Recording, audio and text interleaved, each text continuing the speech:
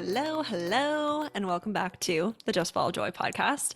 My name's Ariana Joy. I'm your host, and I'm a human design reader and teacher. And today, I am so stoked. I'm always so stoked to talk to you guys, but I am so stoked to talk about one of my favorite ways to use human design. So not necessarily like one of my favorite parts of human design, like profile or, the centers or something like that, but one of my favorite parts of life to apply human design to. And that's finding the right place for yourself to be, whether that's, where you're going to live, where you're going to travel to next, whatever. This is how to find spots in the world, so geographic places where you can thrive. And this will be great for you if you just want to get out of where you're living for a little while and you want to know what a great place for you to go would be and then how to find that. Or you don't like where you're living and you're like, I want to move house. I want to be somewhere else. It's time for that. I'm ready for a transition. So we're going to talk about the different parts of your human design chart that can really help you know if a place is right for you. And then also how you're built to be drawn to those places or find those places, because it's really not the same for all of us. So first off, when we're talking about location and environment in human design, obviously we actually have to talk about human design environment, which is a literal aspect of your human design chart. And it tells you the kinds of environments that you could be in that would be right for you. So there are 6 environment types in human design, and they are caves, markets, kitchens, mountains, valleys, and shores. And the reason why we care about this is because when you are in the right environment for yourself, you automatically put yourself in the best condition for your design to work at its highest level. So it's easier to hear your intuition. It's easier to let go of your conditioning. It's easier for the correct opportunities to find you. It's even going to be easier for you to literally heal your body, not just like your design, because you're putting your body in the kind of space where it naturally thrives. On the other hand, if the environment you're in is not right for the way that your body is built, because we are all built differently, it's just not going to have the things that your body, aka your design, needs to do things in the easiest and best way possible for you. So it's kind of like if you put a plant from the rainforest in the desert. Obviously, it's not that like the desert is a bad place. There are many kinds of plants that thrive there, like a cactus would do great there.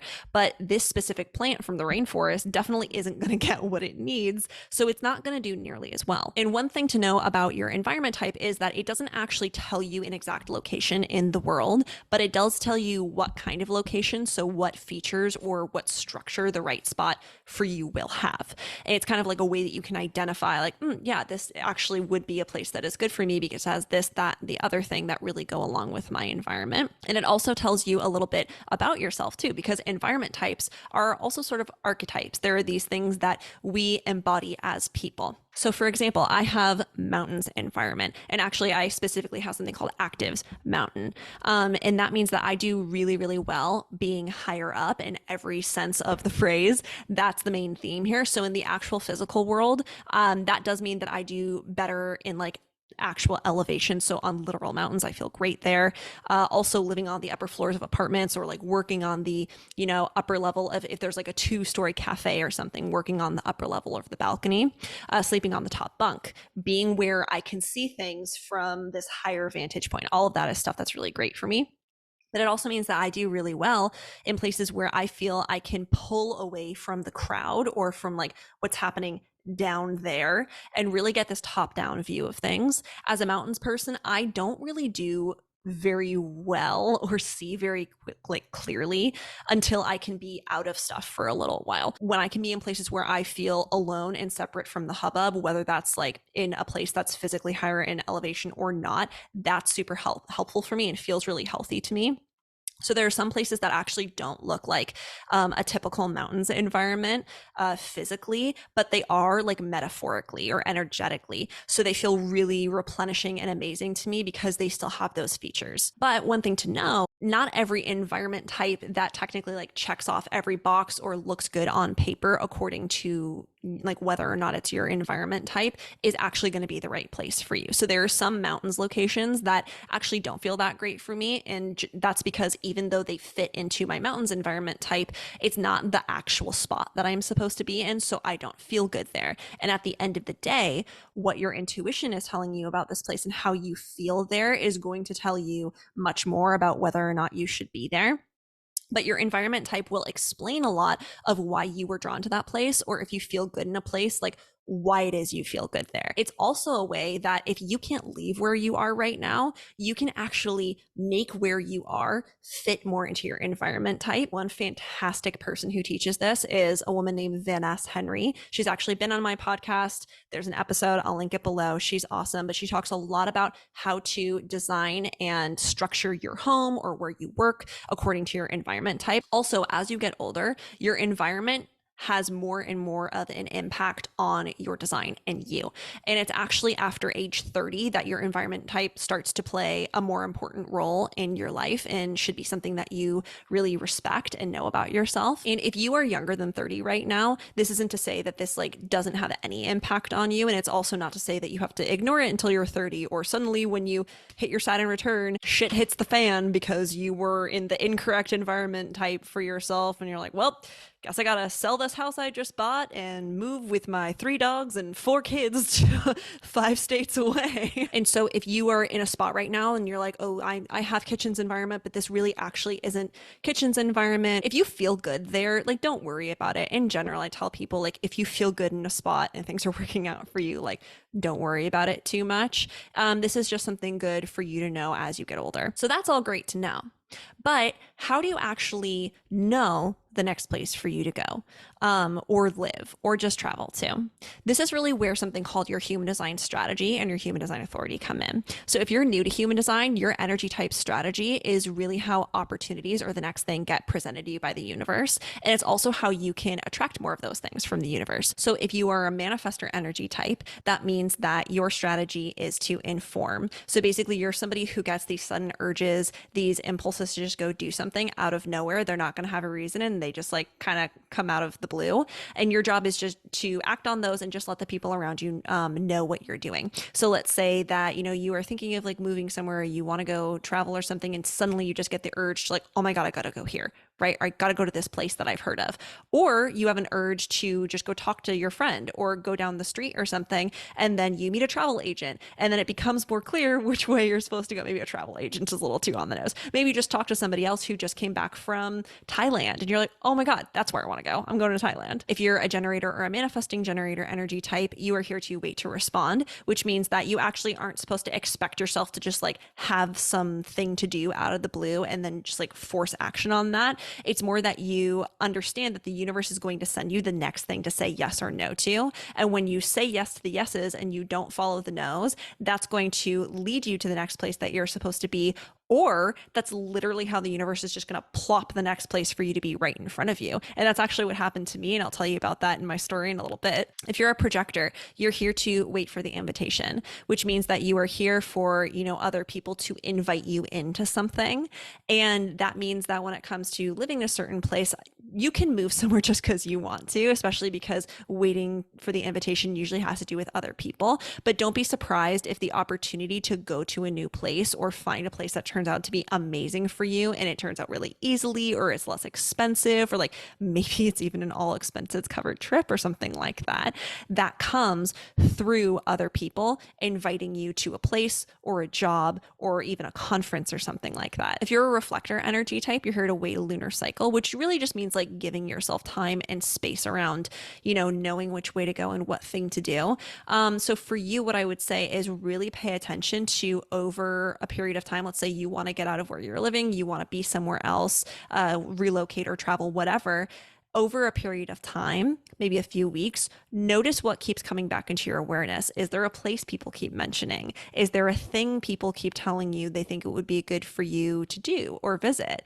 And then feel into that and see what resonates with you. And then your authority is how your intuition speaks to you. So it's how you are built to make decisions. I call it your decision maker, and it will always tell you what's right for you, including a spot or a place. So when you know your strategy, you'll know how the location or the opportunity to get to this next location will make it obvious to you. So you'll know how the universe is going to like send it to you, how you're going to find it basically. And then your authority will tell you whether or not that's actually right for you. And at the end of the day, even if you had no idea what your environment type was, even though I really recommend it, knowing your strategy and authority will tell you where you were meant to be anyway. Because when you know these two parts of your chart, and I know I say this all the time if you listen to the podcast, but it's really true. If you know these two things, these are the only to-dos of your chart. When you follow these, they will be drawing you to the right place, and everything else in your chart will fall into place as a preference that you feel naturally drawn towards, or it just makes sense to you because it's like, oh, I just like this. I just want to do this thing. Of course, I would end up here.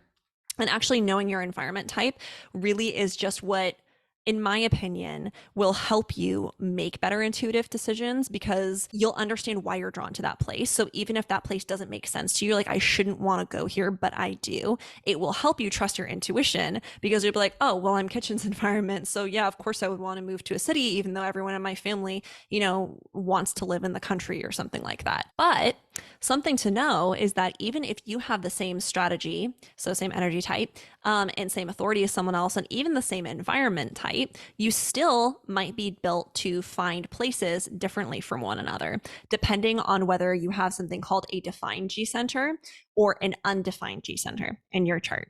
So the G center is all about location, it's all about direction, it's also about the self and self-love. But the G center really determines like how we find where we are, or where we are going next. So if you have a defined G center in your chart, you are someone who has consistent direction, and that means that you will be drawn to places. And they say that people with defined G centers know where they're going, even though they don't always know how they're going to get there or why they're even going that way. But on the outside, it will look like you are drawn to places, that you just like kind of find places out of nowhere. You can't really explain why, but your body is pulling you there.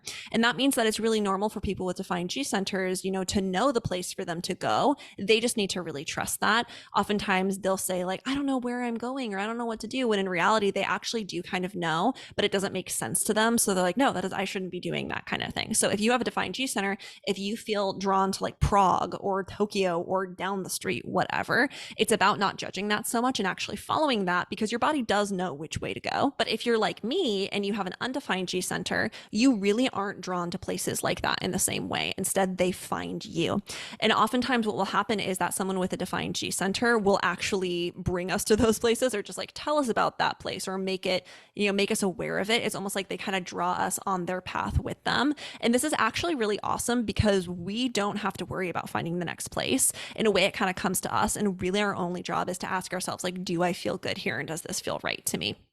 And the problem is that most of us don't know that we're built like that. I think 100% of the world really expects themselves to be built like people with defined G centers, but it doesn't work that way for everyone. Also, because we don't have a consistent sense of direction, we can spend a lot of our time feeling like, God, I don't know where I'm going. So frustrating. I have to find it. I feel so lost because this is a part of uncertainty in our charts. It's not consistent, which isn't a bad thing, but that is one of those places where we can feel like, oh, I'm missing something, right? I wish I just knew, because I don't have as much certainty there.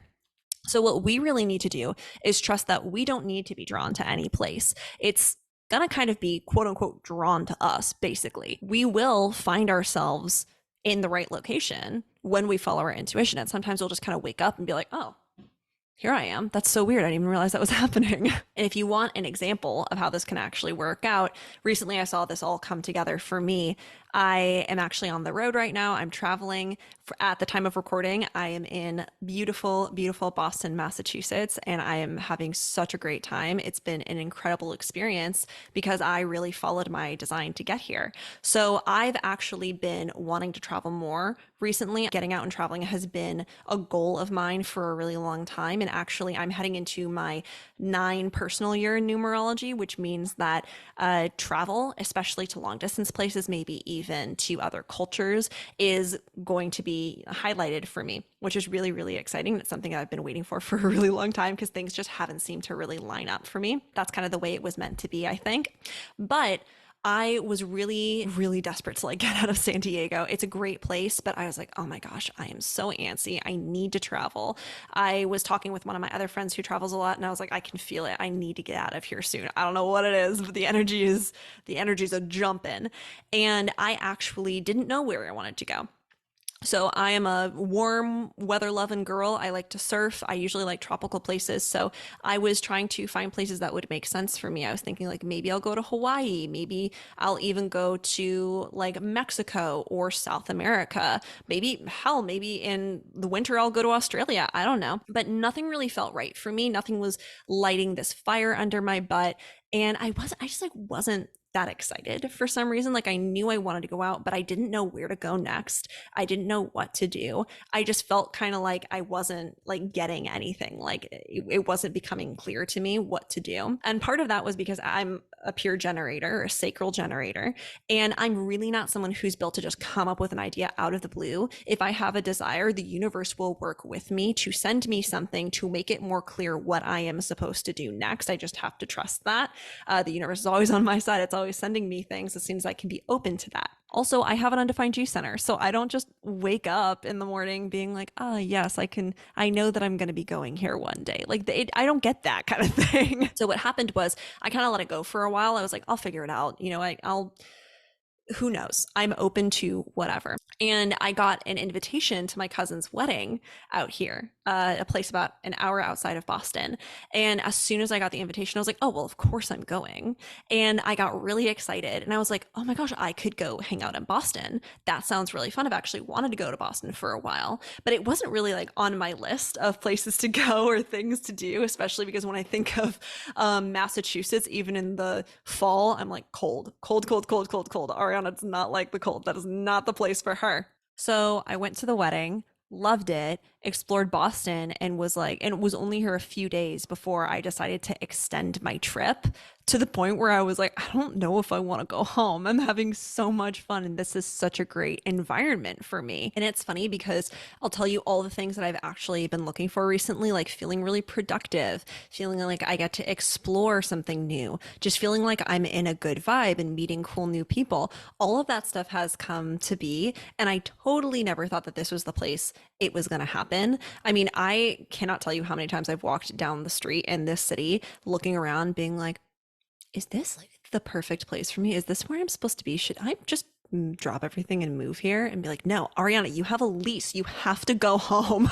And I'll tell you, it's been so freaking hot in Boston. It has been amazing. My lizard skin is like soaking it up. It's like, yes, give me the heat, give me more moisture so I'm not so dry all the time. It's been the perfect situation for me.